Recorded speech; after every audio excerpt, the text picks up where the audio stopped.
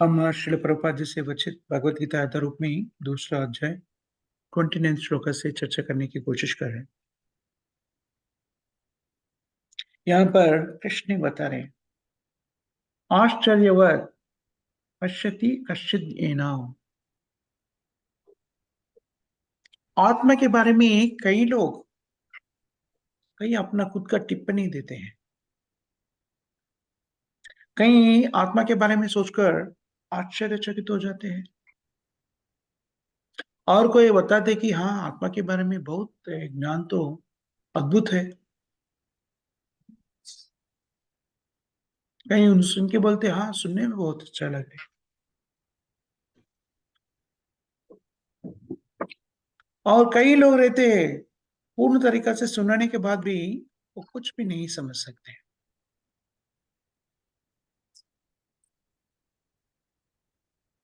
गीता को, भगवत गीता को कहते हैं कि उपनिषद, गीता उपनिषद,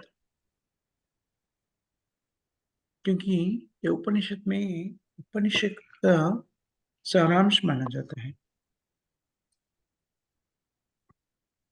इसलिए जो श्लोक अभी आज हम चर्चा कर रहे हैं, वही अर्थ वाले श्लोक हमें कथा उपनिषद में भी मिलते हैं।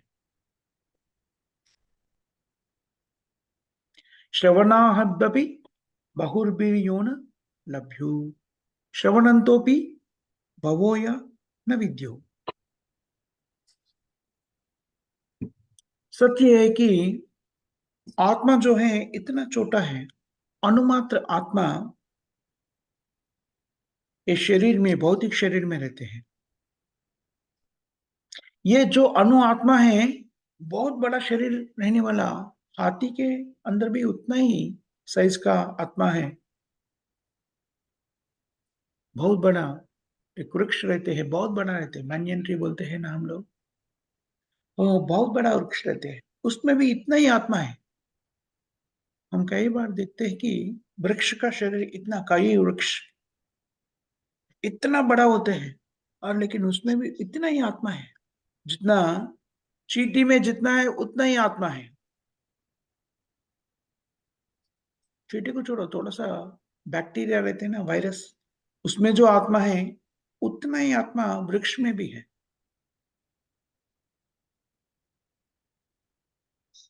आत्मा का स्थिति वैसा है कि एक ही एक इंच में लाखों लाख आत्मा रह सकते हैं कि कहीं कृमि बनकर, छोटा सा कृमि बनकर, और एक ही आत्मा इतना विस्तार रूप में भी रहते हैं, भौतिक का शरीर। अगर इस तरीके से हम समझने की कोशिश किया तो बहुत ही आश्चर्यचकित हो जाएगा। एक ही आत्मा, देखिए, अगर चींटी का रूप लिया, चींटी का शरीर लिया तो इतना छोटा दिख रहा है, और यही आत्मा बड़ा वृक्ष बन के इतना बड़ा भी होता है।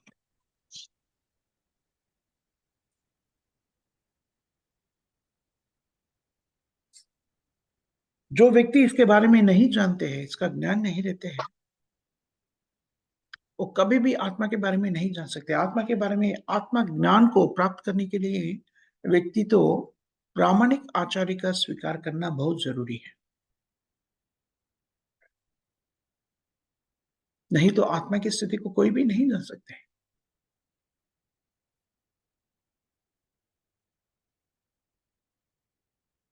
ये ज्ञान तो स्वयं भगवान कृष्ण ने दिया है, पूर्ण अधिकारी है। ज्ञान का पूर्ण अधिकारी भगवान कृष्ण है। फिर भी भगवान कृष्ण से सुनने पर भी व्यक्ति समझ नहीं पाते हैं।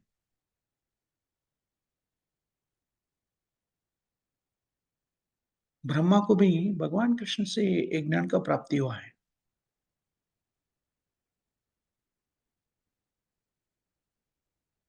भौतिक जीवन में व्यतीत करते हुए अपना जीवन को व्यक्ति, जो देहात्म बुद्धि से अपना जीवन को व्यतीत करे, वो व्यक्ति तो समझ भी नहीं पाते कि इतना छोटा सा आत्मा ये सब कैसा कर सकते हैं, और इतना बड़ा भी हो सकता है और इतना छोटा भी हो सकता है।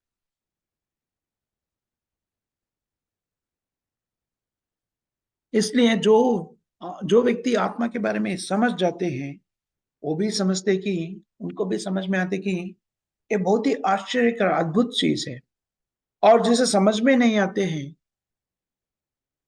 वो भी इसका विवरण सुनकर वो भी बोलते हैं, बहुत ही आश्चर्य का स्थिति है, मुझे समझ में ही नहीं आ रहा कैसा हो सकता है।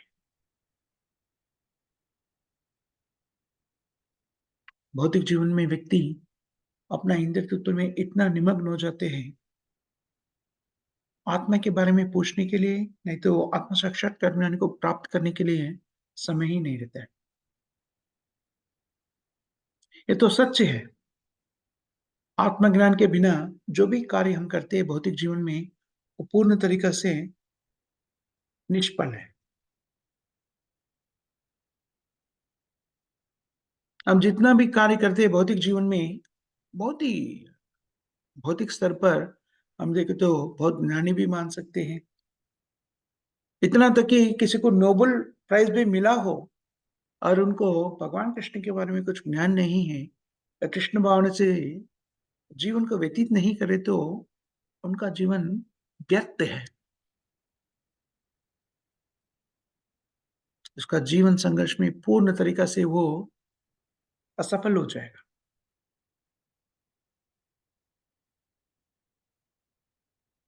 आत्मा के बारे में सोचने के मतलब क्या है? मैं शरीर नहीं हूँ आत्मा और मैं आत्मा होने के नाते भगवान कृष्ण से संबंधित हूँ।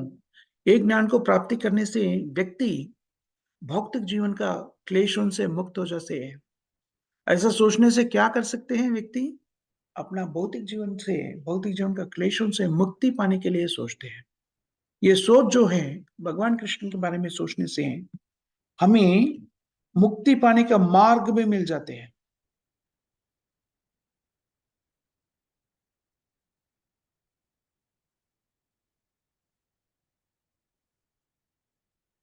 कई बार लोग ये कहते हैं कि कई लोग भगवद गीता के बारे में सुनते हैं, लेकिन सुनने के बाद पूर्ण तरीके से सुनने के बाद मैं ऐसा प्रश्न पूछते कि आत्मा और परमात्मा एक ही है क्या?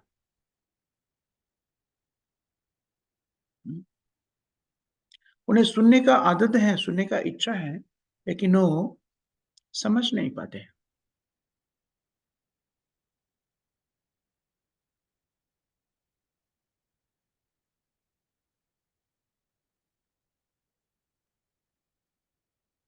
आत्मा और परमात्मा दोनों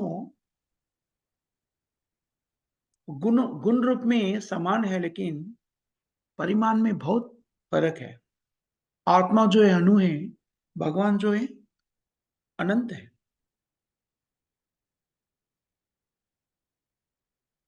ये तो बहुत ही मुश्किल है कि सोचना या ढूँढना भी निरर्थक है क्योंकि कोई भी व्यक्ति पूर्ण तरीक़ा से भगवान को और आत्मा को समझ नहीं पाएगा। इसलिए इसे क्या कहते हैं? अचिंत्य। अचिंत्य बोले तो अपना चिंतना से, अपना भौतिक इंद्रियों के मार्ग से हमें आत्मा के बारे में कुछ ज्ञान को प्राप्त नहीं कर सकते। आत्मा को समझने के लिए व्यक्ति को आध्यात्मिक आचार्य का कृपा, भक्तों का कृपा होना चाहिए।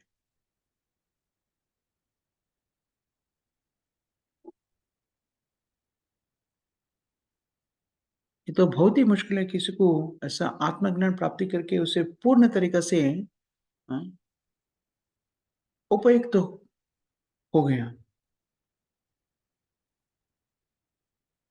आत्मा के कई स्थितियों को पूर्ण तरीके से बताने वाले कोई भी नहीं है और कई कृपा से, भक्तों की कृपा से अगर आत्मा के बारे में समझ भी गया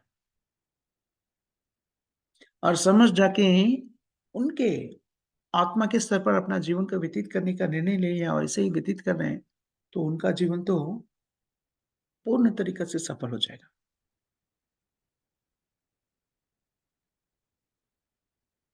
कैसा हम आत्मा के बारे में कैसे समझ सकते हैं? आत्मा के बारे में समझने के लिए अपना भौतिक इंद्रियों को या बुद्धि को मानसिक कल्पना से सोचकर समझने का कोशिश नहीं करना चाहिए। भगवत गीता को समझना है तो भगवत गीता में जो बताया है यथारूप में स्वीकार करना चाहिए। भगवत गीता को कौन बताया है? स्वयं भगवान कृष्ण ने।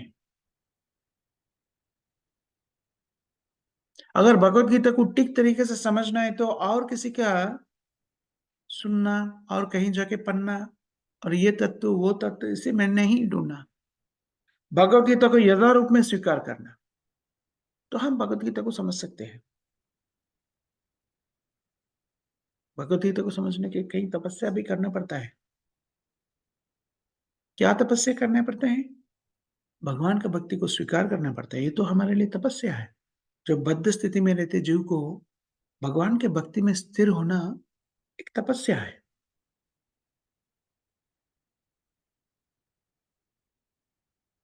अगर कोई ने भगवान कृष्ण को भगवान मानते हैं, स्वीकार करते हैं, तो सचमुच में ये जन्म या पूर्व जन्म में बहुत बड़ा तपस्या किया होगा।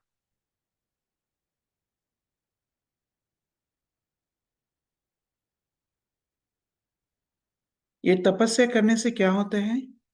भक्तों का और भगवान का कृपा हमें मिलते हैं। वैसा कृपा मिलने से ही व्यक्ति कृष्ण को समझ सकते हैं। कृष्ण के समझने का एकमात्र तरीका है भगवान कृष्ण का सेव में स्थित हो जाना। भगवान कृष्ण का सेवा नहीं करते हुए हम कृष्ण के बारे में समझ नहीं पाते। अगर वेदों का पूर्ण तरीके से अध्ययन भी कर लिया व्यक्ति, फिर भी भगवान कृष्ण के बारे में नहीं समझ सकते हैं। तो हम कई बार देखते हैं व्यक्ति वेद शास्त्रों में पारंगत होते हैं, निष्ठात होते हैं कि पंडित होते हैं, फिर भी भक्ति के बारे में और भगवान के बारे में कुछ नहीं समझ सकते। ऐसा क्यों होता है? आधुनिक जीवन में हम देखते हैं कई लोग कई टीवी में आके बताते हैं, कई चैनल में, यूट्यूब्स में उनका प्रवचन रहते हैं, बात करते हैं। हाँ, अगर हम सुनते हैं तो हमें समझ में आता है। श्रील प्रभुपाद जी के ज्ञान को स्वीकार करने के बाद हम वो सुनते हैं तो हमें समझ में आता है कि जो व्यक्ति उसे प्रवचन दे रहे हैं उनको प्राथमिक नियम भी नहीं मालूम है। भगवद गीता का बहुत ही प्राथमिक सिद्धांत भी समझा नहीं है। क्यों? कई लोग ये बोलते कि इस सृष्टि का अधिपति कोई देवता है, कोई देवी है। नारायण भी वो देवी से सृजन होगा ऐसा बोलते हैं। तो हमें समझ में आ जाता है कि ये व्यक्ति को भगवद गीता के बारे में कुछ ज्ञान नहीं है। ऐसा बोले तो वो भगवद गीता के श्लोकों को और वेद शास्त्रों का कई श्लोकों को अ, दृष्टांत के रूप में वो बोलते रहते हैं, अपना सिद्धांत को प्रकट करने के लिए। लेकिन हमें समझ में आ जाता है कि उनको यानी कि पढ़ा है, लेकिन कुछ भी समझ में नहीं आया। ये है भगवद गीता को भगवद गीता का स्थिति, क्योंकि हमारा स्थिति ऐसा रहती है कि भगवद गीता पूरा अध्ययन करने के बाद भी अगर भक्तों का कृपा नहीं मिलते, हम प्रामाणिक आचार्य का स्वीकार नहीं करते, प्रामाणिक आचार्य का कृपा को स्वीकार नहीं करते हैं, उनका शरणागति में नहीं जाते, भक्तियुक्त सेवा में नहीं रहते, तो हम भगवान के बारे में समझ नहीं पाते। ये बहुत ही महत्वपूर्ण चीज़ है। इसलिए सब व्यक्ति, अगर हमें भगवान को समझना है तो श्री कृष्ण को भगवान के ऊपर विश्वास रखना चाहिए, श्री कृष्ण को भगवान के रूप में स्वीकार करना चाहिए। इसलिए आरंभ में उपोद्घात में श्रील प्रभुपाद जी ने बताते हैं, आप अगर नास्तिक हो या आस्तिक हो, जिज्ञासु हो या ज्ञानी हो, भगवद गीता को समझने के लिए अध्ययन करना चाहते हैं, नहीं तो ज्ञान के लिए अध्ययन करना चाहते हैं। जो ही जो भी स्थिति से आप भगवद गीता को अध्ययन करना चाहते हैं, तो पहला आपको कृष्ण को भगवान मानना है, वो स्वीकार करना चाहिए, उसमें विश्वास रखना चाहिए। अगर आप भगवान कृष्ण को नहीं मानते हैं, कृष्ण को भगवान के रूप में स्वीकार नहीं करते, तो आप भगवद गीता अध्ययन करने पे भी आपको कुछ भी समझ में नहीं आएगा। भगवद गीता को स्वीकार करने में और समझने का एकमात्र सिद्धांत है, हम भक्ति में स्थिर होना चाहिए।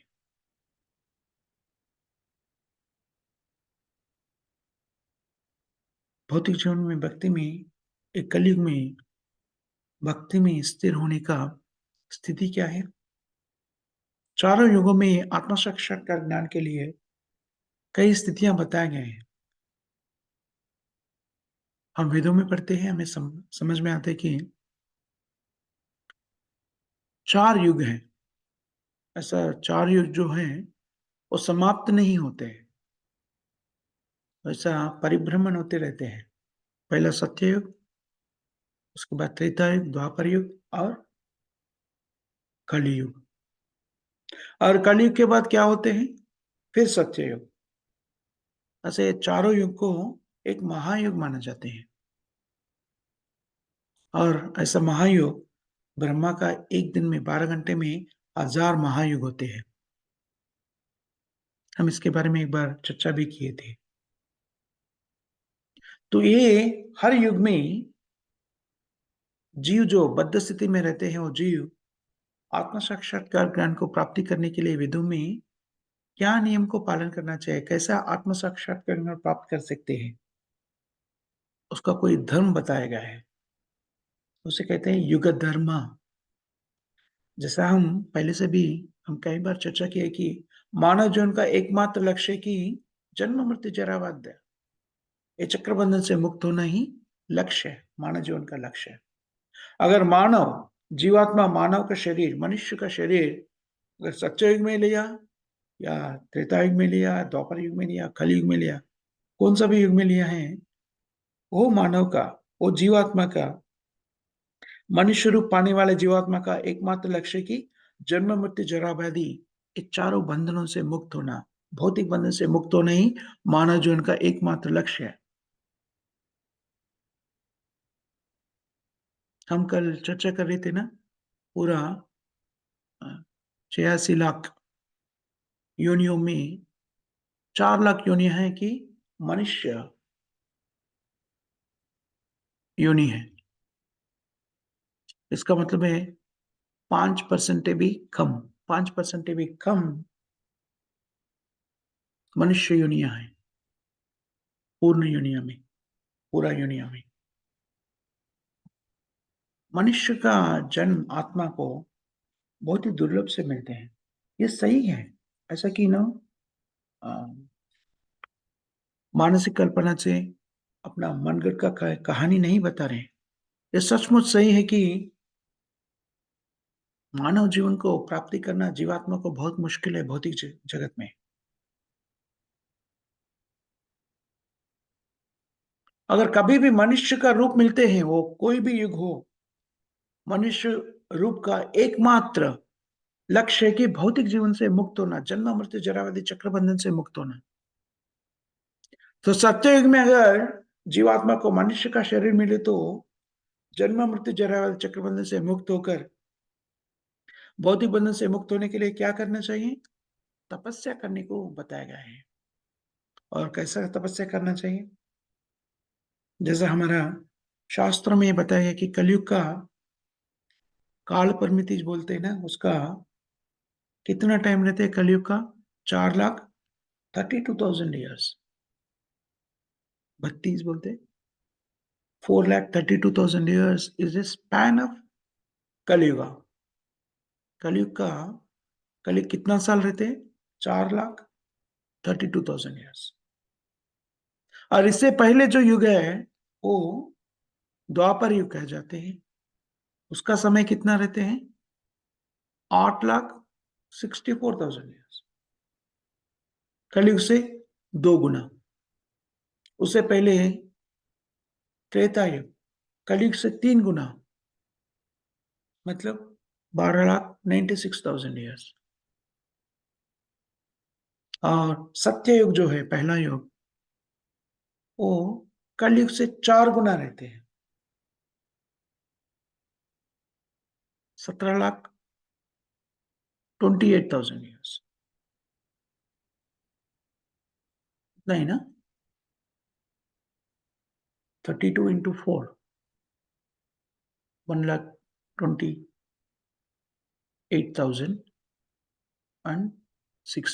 17,28,000 ईयर्स। और ये पूरा युगों में अगर ऐसा ही मानव जीवन का काल परिमिति कितना होते हैं? कलयुग में ऐसा बताया कि मनुष्य का जीवन काल 100 साल होते हैं और द्वापर युग में इससे 10 गुना ज़्यादा 1000 साल, त्रेता युग में उससे 10 गुना 10,000 साल और सच्चा युग में 1 लाख साल। और 1 लाख साल जीते हैं व्यक्ति मनुष्य रूप में जीवात्मा सत्ययुग में, उससे उसमें 60,000 साल तपस्या करना पड़ता है कि आत्म साक्षात्कार उनको प्राप्ति करने के लिए। और पूर्ण तरीका से 60,000 साल तक कम से कम पूर्ण तरीका से तपस्या करने से शायद उनको अगर वो सफलीकृत हो गया तो उसे आत्म साक्षात्कार ज्ञान मिलेगा। और दूसरा युग कौन सा है? उसके बाद में त्रेता युग। त्रेता युग में आत्म साक्षात्कार ज्ञान के लिए क्या करना चाहिए? वेद शास्त्र में बताया है कि यज्ञ, कई यज्ञों का आचरण करना चाहिए। यज्ञ करने के लिए बहुत कष्ट उठाना पड़ता है, क्योंकि यज्ञ करने के लिए कई चीज़ों का ज़रूरत पड़ती है। वो चीज़ों को खरीदने के लिए कई द्रव्य, धन का अ, आवश्यकता पड़ती है। धन को प्राप्ति करने के लिए व्यक्ति कई कष्ट उठाना पड़ता है। और धन को प्राप्ति करने के बाद ऐसा एक विप्र को ढूँढना पड़ेगा कि वो पूर्ण तरीका से वेद ज्ञान का हुँ, वेद ज्ञान को समझते हैं। वेद का ज्ञान को प्राप्ति करे सो विप्र जो यज्ञ करवाते हैं, तो उसका सिद्ध हो जाता है, उसका फल सिद्ध हो जाते हैं। और वो भी बहुत दुर्लभ है, वो करना भी उतना आसान नहीं है। और तीसरा युग द्वापर युग में आत्म साक्षात्कार ज्ञान पाने के लिए क्या बताया गया है? अर्चना, जो अर्चना हम करवाते हैं, आजकल हम करवाते हैं ना 5-10 मिनट में टक, टक, टक, टक, टक हो जाता है, ऐसा नहीं। वेद शास्त्र में बताया गया है वैसा अर्चना करने के लिए हर दिन एक बार अर्चना शुरू की तो आधा दिन इसी में बीत जाएगा। विस्तार रूप में अर्चना करने का विधि वेद शास्त्र में बताया गया है। और इस तरीका से हम जीवन भर अर्चना विधान को स्वीकार करके करते हैं तो शायद सफल हो गए तो आत्म साक्षात्कार ज्ञान का प्राप्ति हो सकती है। इसलिए आध्यात्मिक प्रगति को साधना करने के लिए दूसरा युग में बहुत कष्ट है। ये धर्म जो है वो युग धर्म माना जाता है। युग धर्म का अर्थ है कि जो जीवात्मा मनुष्य रूप पाके मनुष्य जीवन का लक्ष्य पाने के लिए जो भी स्थिति बताया गया है, जो भी धर्म बताया गया है, वही युग धर्म माना जाता है। युग धर्म का अर्थ है जन्म मृत्यु जरा व्याधि ये भौतिक बंधन से मुक्त होने के लिए जो कार्य करने का वेद शास्त्र ने आदेश दिया है, वो युग का धर्म हो जाता है। देखिए, तार्किक रूप से आप सोचने की कोशिश कीजिए कि बाकी जो चीज़ हम करते हैं भौतिक जीवन में जीने के लिए, देहात्म बुद्धि से हम जो भी करते हैं, उसके बारे में कुछ नहीं बताया। केवल धर्म क्या बताया है? हर युग का एकमात्र धर्म है कि जीवात्मा भौतिक जीवन से मुक्त हो। और मुक्त होने के लिए जो भी कार्य करना है, वही युग धर्म बताया गया है। ये बहुत महत्वपूर्ण चीज़ें हैं। बाकी चीज़ों को युग धर्म नहीं बताया। आहार, निद्रा, भय, मैथुना को युग धर्म नहीं बताया। नहीं तो बहुत बड़ा डॉक्टर बनना है या इंजीनियर बनना, नहीं तो साइंटिस्ट बनना है, इसके बारे में युग धर्म नहीं बताया। क्योंकि ये सब मानव जीवन का लक्ष्य नहीं है। मानव जीवन का लक्ष्य क्या है? जन्म, मृत्यु, जरा, व्याधि, चक्र बंधन से मुक्त होना ही मानव जीवन का एकमात्र लक्ष्य है। और ये लक्ष्य को प्राप्ति करने के लिए जो भी कार्य करना पड़ता है, उसे युग धर्म कहे जाते हैं।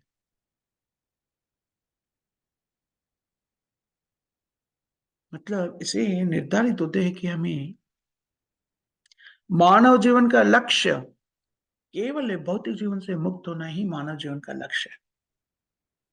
अगर कोई भी व्यक्ति जितना भी अच्छा कार्य किया हो, भौतिक दृष्टिकोण से बहुत अच्छा काम किया हो, फिर भी कई पुण्य कार्य किया हो, लेकिन वो भगवान कृष्ण का भक्त नहीं है, तो उनका जीवन असफल हो जाएगा। बहुत महत्वपूर्ण चीज़ है। कई लोग बोलते कि अच्छा, अच्छा मैं भगवान के बारे में नहीं सुन रहा हूँ भाई, बट जो भी मैं करता हूँ वो पूर्ण तरीक़ा से दूसरों का सेवा में होते हैं। क्या सेवा करते हैं? कई किसी को जो भी कई लोग बोलते हैं मैं जो भी धन कमा रहा हूँ, इतना कष्ट उठा के वो सब धन मैं किसी के लिए व्यस्त कर रहा हूँ। मेरे लिए कुछ भी नहीं रखता हूँ मैं। पूरा पुण्य कार्यों में लगा देता हूँ, दान में दे देता हूँ। बस जो सरल तरीका से बहुत ही साधारण स्थिति में जीने के लिए जो भी मुझे चाहिए, वो रख लेता हूँ, बाकी पूरा मैं दान में दे देता हूँ। वैसे कई लोग हैं, भौतिक जीवन में ऐसा नहीं कि कोई भी कुछ दान-धर्म नहीं करता, ऐसा नहीं है। हम देखते हैं बहुत बड़ा richest people in the world जिसका नाम हम लेते हैं, वो सब लोगों के देखे तो ना, वो जितना कमाता है उसमें 99% दान में दे देते हैं। सही बात है, ये सचमुच में हो रहा है आजकल भी। ऐसा नहीं कि वो कुछ नहीं करते, लेकिन फिर भी उससे उन्हें कुछ फ़ायदा नहीं हुआ, कुछ पुण्य फल मिलेगा, लेकिन पुण्य फल मिलने से क्या होगा? ज़्यादा से ज़्यादा उस स्वर्ग का प्राप्ति कर सकते हैं, उधर अपना इंद्रिय को भोग कर सकते हैं। लेकिन भौतिक बंधन से मुक्त नहीं हो सकते। भौतिक बंधन से मुक्त होना बोले तो व्यक्ति भगवान कृष्ण के सेवा में उपस्थित होना चाहिए। यही बात भगवत गीता में भगवान कृष्ण ने बताते हैं, सर्वधर्मान् परित्यज्य मामेकं शरणं व्रज, अहं पास सर्व पापेभ्यो मोक्षयिष्यामि मा शुचः। भौतिक बंधन से मुक्त होने के लिए व्यक्ति क्या करना चाहिए? भगवान कृष्ण का शरण में आ जाना चाहिए। भगवान कृष्ण का शरण में आने का मार्ग जो है, सत्ययुग में और द्वापर युग में और त्रेता युग में और कलयुग में वो मार्ग बताया गया है। तपस्या, यज्ञ, अर्चना और संकीर्तन। जैसा युग है, वैसा ही युग के अनुसार मनुष्य रूप लेने वाला जीवात्मा का भी अ,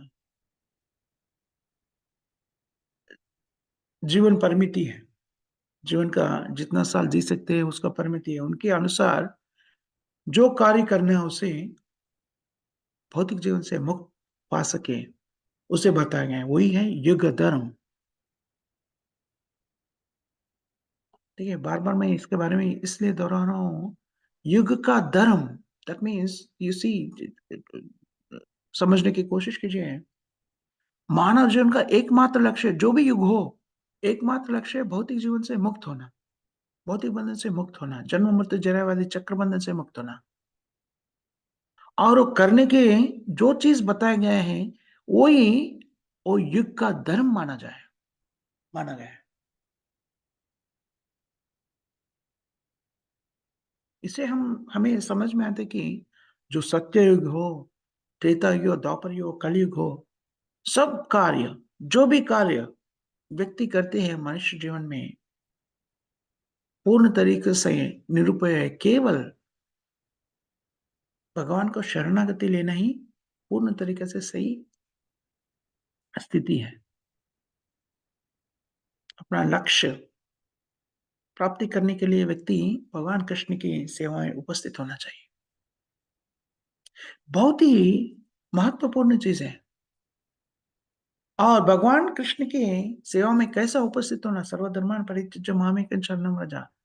सत्ययुग में एक तरीका, त्रेता युग और द्वापर युग में वो युग का तरीका है बताया, और कलयुग में हरे नाम हरेर्नामैव केवलम कलौ नास्त्येव नास्त्येव गतिरन्यथा। हरे कृष्ण कृष्ण कृष्ण हरे हरे, हरे राम राम राम हरे हरे। ये महामंत्र का जाप करने से हम भौतिक बंधन से मुक्त हो जाते हैं। इतना बहुत ही साधारण तरीका से हम भक्ति में स्थिर हो सकते हैं। जो व्यक्ति सत्ययुग में प्रकट होकर 60,000 साल तपस्या करके जो प्राप्त कर सकते हैं, वही मुक्ति वही भौतिक बंधन से मुक्त होने का और आध्यात्मिक स्थिति में रहने का, भगवान को प्राप्त करने का जो स्थिति है, वो हम केवल भगवान का नाम को जप करके प्राप्त कर सकते हैं। नाम रूपे कलिकाले कृष्णावतार। कलयुग में भगवान कृष्ण नाम रूप में प्रकटित हो गया। सचमुच में बोले तो भगवान का नाम सब युगों में समान स्थाई में रहते हैं और कलयुग में प्रत्येक रूप से भगवान उनका पूर्ण शक्तियां इसमें नियुक्त कर दिया है। नाम रूपे कलिकाले कृष्णावतार। भगवान कृष्ण नाम रूप में प्रकट होते हैं कलयुग में। इसलिए श्रील प्रभुपाद जी ने बताते हैं, हम तभी हरे कृष्ण महामंत्र को जाप करते हैं, हरे कृष्ण कृष्ण कृष्ण हरे हरे, हरे राम राम राम हरे हरे। ये महामंत्र को तभी जाप करते हैं तो भगवान कृष्ण अपना जीवा पे नृत्य करते हैं। इसलिए तभी हम भगवान का नाम को जप करते हैं तो भगवान को पुकार रहे हैं। इसलिए पूर्ण तरीका से एकाग्रता से हमें भगवान का नाम को जाप करना चाहिए। श्रील प्रभुपाद जी ने बताते हैं, अगर कोई महोन्नत व्यक्ति को हम अपना घर में बुलाते हैं तो वो आ रहे हैं, तो हम अपना काम में व्यस्त है, उनको आह्वान भी नहीं किया, उसको बैठने की कुछ जगह भी नहीं दिया, हम उससे देख रहा भी नहीं है, ये तो अपमान हो जाएगा ना व्यक्ति का। बहुत बड़ा व्यक्ति, अगर हम प्रधानमंत्री को घर पे बुलाएं, वो वो मान लिया समझो, वो आने के लिए मान लिया, अगर आया, अगर हम कुछ भी नहीं करें तो अपमान है ना। तो प्रधानमंत्री तो एक देश का राजा है, एक देश का अधिपति है, लेकिन भगवान पूर्ण सृष्टि का अधिपति है। और एक देश जो है इतना छोटा है, हमें पता है। पूरा दरिद्री में तो, अगर भारत को ले लिया समझो, दरिद्री में देखो तो एक छोटा है। ये दरिद्री में कितना 200 से ज्यादा शायद देश है,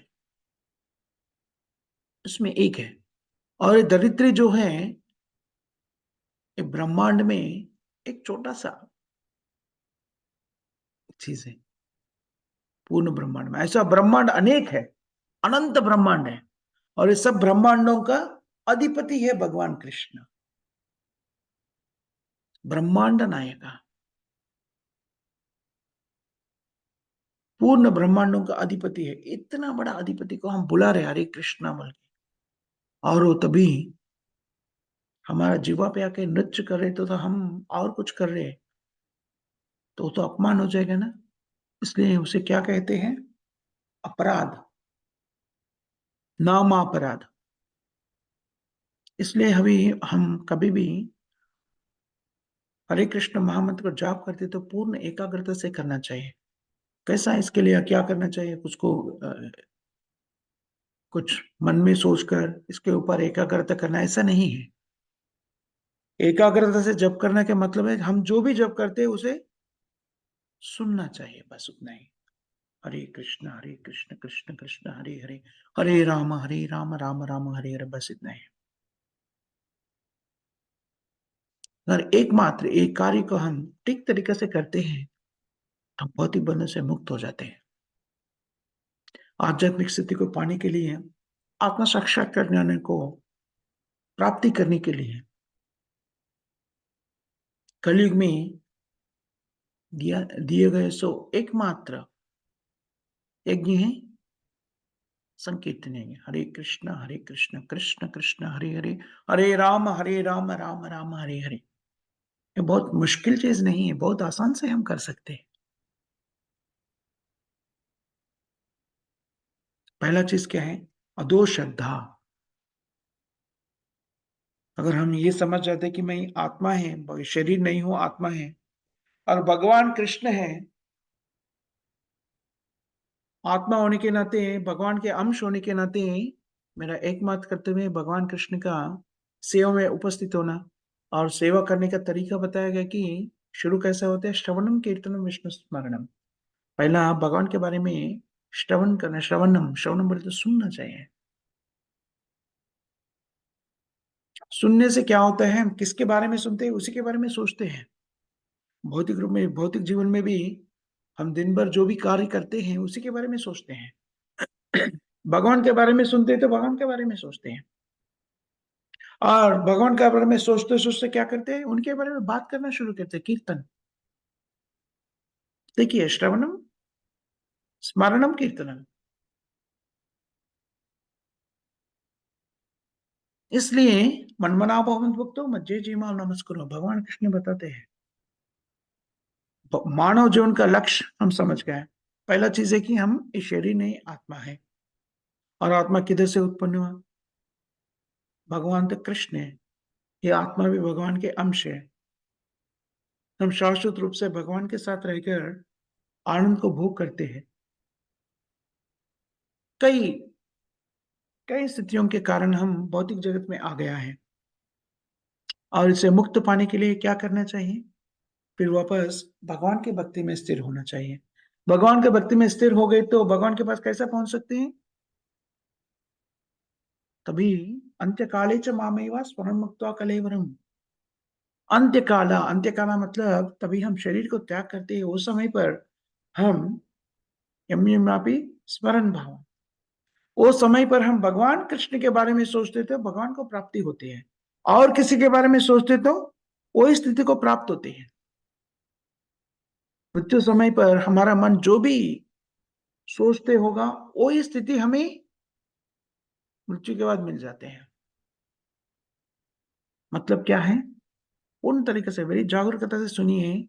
इसका मतलब है हम तभी ये शरीर को त्याग करते हैं, वो समय पर भगवान के भगवान को अपना हृदय में स्थिर करना चाहिए। हमारा मन जो है भगवान के प्रति रहना चाहिए। तभी क्या होते हैं? हम भगवान को प्राप्त कर सकते हैं। और किसी के बारे में और किसी स्थिति के बारे में सोचे तो वही स्थिति हमें दिया जाता है। तो हम भगवान के बारे में सोचते हैं तभी इस शरीर को त्याग करते हैं। वो कभी हो सकता है, हम जो भी सोचते हैं जीवन भर, उसी चीज के बारे में हम मृत्यु समय में भी सोचेगा। पहला चीज है कि हमें मृत्यु कभी मिलता है हमें पता नहीं। अभी 1 सेकंड में मिल सकते हैं, 1 साल में हो सकते हैं, 10 साल भी हो सकते हैं, 100 साल भी हो सकते हैं। कभी हमें मृत्यु मिलेगा हमें पता नहीं। और मृत्यु के समय में भगवान के बारे में सोचना बोले तो हम बाकी कुछ नहीं सोचना चाहिए, केवल भगवान के बारे में ही सोचे तो भगवान की प्राप्ति होती है, उनके बारे में सोच सकते हैं वो समय पर भी। इसलिए हमें मृत्यु कभी होता पता नहीं और दूसरे चीज़ों के में आप सोच रहे हैं, वही समय पे मृत्यु हो सकता है, अगर वो समय पे मृत्यु नहीं भी हुआ, फिर भी हम जीवन भर जो भी सोचते हैं, मृत्यु के समय भी वही हमारे मन पे आएगा। इसलिए हमें अभ्यास करना चाहिए कि हम जो भी कार्य करते हैं, भगवान कृष्ण के माध्यम से भगवान कृष्ण के संतुष्टि के लिए करना चाहिए। ये बहुत ज़रूरी चीज़ें हैं। कृष्ण भावना का एकमात्र सारांश यही है। कृष्ण भावना को अपने जीवन में स्वीकार करने का अर्थ है कि हम जो भी कार्य करते हैं भगवान कृष्ण के संतुष्टि के लिए करना चाहिए। ये बहुत मुश्किल नहीं है। कलयुग में तो वो बहुत ही अ,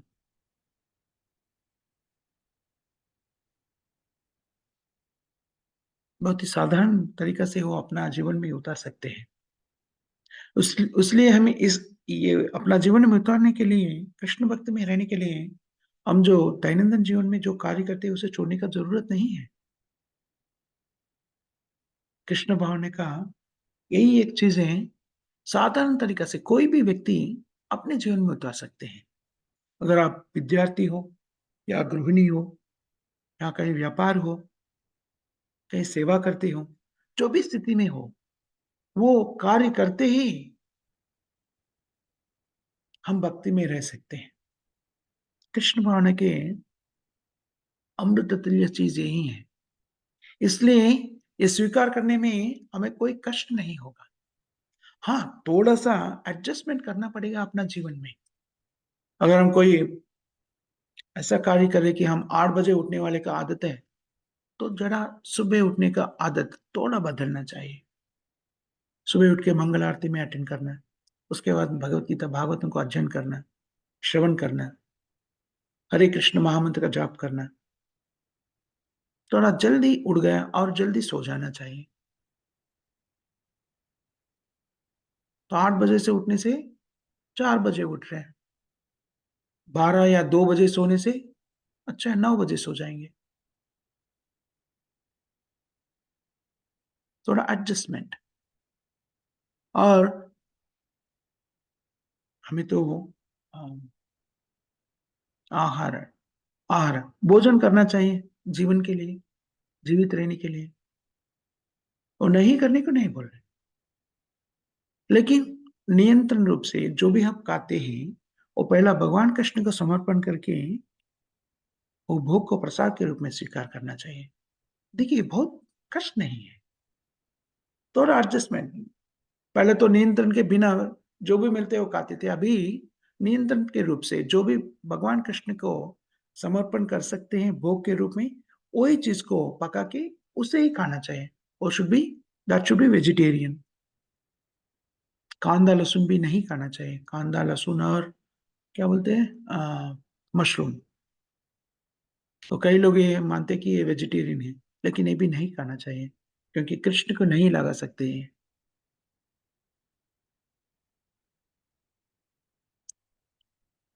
आहार अनिद्रा भय अपने आप को परिरक्षण करते हैं हम। हुँ, वो भी हम कर सकते हैं, लेकिन अपना इंद्रियों को भगवान की सेवा में उपस्थित कर रहे तो वो परिरक्षणा जो है, अपने आप को स्थिर रखने के पौष्टिक रखने के लिए हम जो कार्य करते हैं, अपने आप को सुरक्षित रखने के लिए जो भी कार्य करते हैं, वो भी भक्ति हो जाते हैं और संतानोत्पत्ति करते हैं। संतान का उत्पत्ति भी हम वो प्रकट हुए संतान को कृष्ण भावनामृत में स्थिर करने का अपना निश्चय कर लेता है, तो वो भी जो चीज़ है, उस संतान का उत्पत्ति करना भी भक्ति हो जाते हैं। देखिए, इसलिए कृष्ण भावना को अपना जीवन में उतारना बहुत आसान है कलयुग में। पूर्ण तरीका से, पूर्ण विश्वास से हमें कृष्ण भावना को अपने जीवन में उतारना चाहिए। कोई कष्ट नहीं होगा। केवल क्या चाहिए? हमें पूर्ण तरीके से श्रद्धा होना चाहिए। हाँ, मैं करता हूँ। पूर्ण तरीके से श्रद्धा ये तो क्या होते हैं? अगर हम श्रद्धा दिखाते हैं तो भगवान कृष्ण को समझ में आता है वो। भगवान कृष्ण सबका हृदय में सब सबका हृदय में सर्वस्व चाकं हृदय सन्निविष्टो मत्तः स्मृति ज्ञानम् अपोहनम् च। हृदयेशार्जुन तिष्ठति। कृष्ण सबके हृदय में अगर हम श्रद्धा दिखाते तो भगवान कृष्ण ने स्वयं भक्तों का ततो श्रद्धा व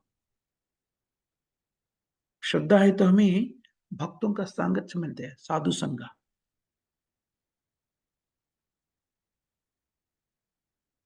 साधुओं का संग मिले तो भक्तों का संग मिले तो हम भगवान के भक्ति में स्थिर हो सकते हैं। भगवान के भक्ति में स्थिर होने से क्या होते हैं? अनंत निवृत्ति, जो कार्य हमें नहीं करना चाहिए, वो सबसे मुक्त हो जाते हैं।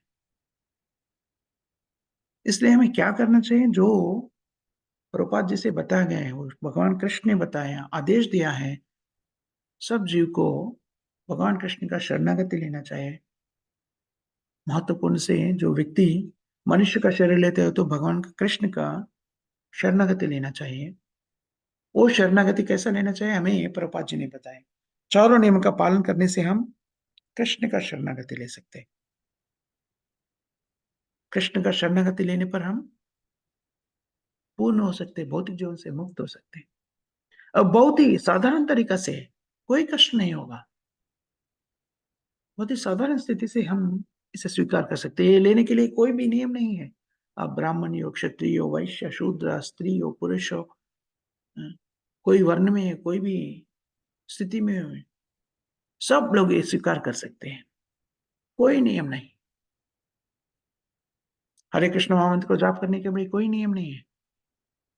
चलते कर सकते हैं, बैठ के कर सकते हैं, स्नान करके, स्नान नहीं करके कई ऐसा स्थिति होती है कि हम स्नान करना भी अ, नहीं होता, कभी हम ट्रैवलिंग में रहते हैं वगैरह-वगैरह।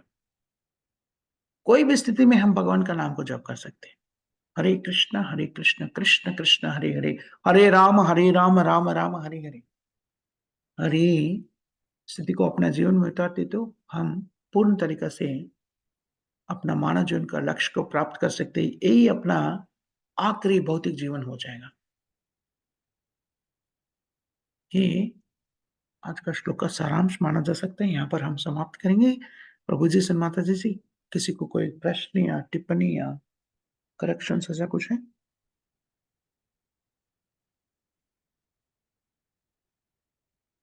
कोई प्रश्न नहीं है तो यहाँ पर हम समाप्त करेंगे। जगत गुरु श्रील प्रभुपाद की जय। हरिनाम संकीर्तन की जय। नामाचार्य हरिदास ठाकुर की जय। सामवेद भक्त वृंद की जय। जय ग्रंथरा श्रीमद् भागवतम की जय। जय। माता जी सन प्रभु जी एक अनाउंसमेंट है। कल जो है अद्वैताचार्य जी का अ, आविर्भाव दिनोत्सव है। अद्वैताचार्य तो पंच तत्व में एक है। वो स्वयं श्री महाविष्णु माना जाते हैं। उनका आविर्भाव हुआ है। चैतन्य महाप्रभु के साथ जो पंच तत्व हम बोलते हैं, हम आगे-आगे इसके बारे में चर्चा करेंगे। उनका आविर्भाव दिनोत्सव है।